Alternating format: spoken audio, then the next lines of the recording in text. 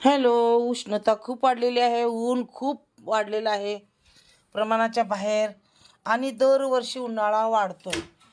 त्यामुळं बघा मी डिंक, गोंद तरीकाहून हा डिंक मिळतो, पाण्यात भिजवला रात्री, सकाळी असा फुलतो, तर ह्याला गोंद तरीका म्हणतात. आणि ब्लॅक सब्जा, हे दोन्ही रात्री भिजवायचं.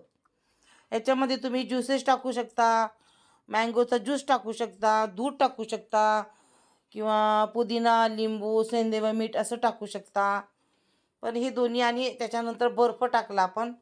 पहिल्यांदा काय टाकलं, डिंक, सब्जा आणि बर्फ. त्याच्यानंतर मी हे खजूर पेंड आणि दूधचं शेक केलेलं आहे मी.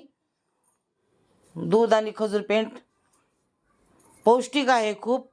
डिंक हे हाडासाठी बळकट असतं, आणि सब्जा हा आपल्या शरीराला थंडावा देतो. त्यासाठी असं पौष्टिक हे घरामध्येच मी थंड पेय तयार केलेलं आहे. तर तुम्हीसुद्धा बाहेरचं जास्त थंड पेय पिण्यापेक्षा घरामध्येच अशा प्रकारचे थंड पेय करून प्या.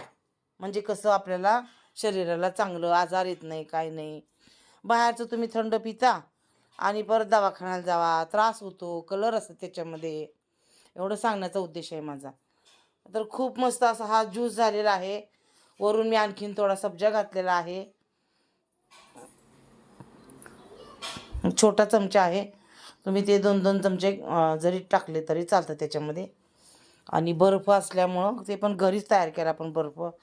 विकतचं काही नाही याच्यामध्ये, विकतचं काही नाही, म्हणजे डिंक ते विकतच आहे, पण आपण घरीच दूध वगैरे सगळं घरी तयार केलं, त्याच्यामुळं पौष्टिक असतं. तर तुम्हीसुद्धा नक्की करून बघा आणि मला सांगा.